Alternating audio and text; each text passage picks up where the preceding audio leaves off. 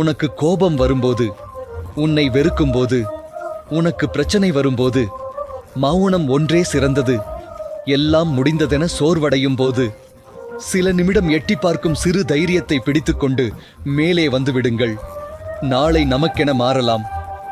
உன்னிடம் உண்மையான அன்பிருந்தும் உன்னை விட்டு விலகியவர்களுக்காக ஏங்கி உனது அருகில் இருக்கும் உன்னத உறவுகளை இழக்காதே. அனைத்து மனமும் ஒன்றாக இருப்பதில்லை.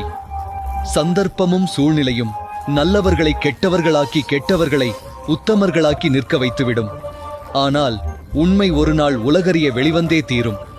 அப்போது யார் யார் எப்படி என்ற மாயையும் விலகும்.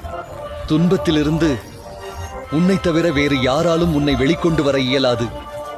அந்த சக்தி உன்னிடம்தான் உள்ளது என்பதை எப்போது புரிந்து கொள்கிறாயோ அப்போதே சிறப்பாய். உன்னிடம் என்ன இருக்கிறதோ அதற்கு நன்றியுடன் இரு. ஏனெனில் இங்கு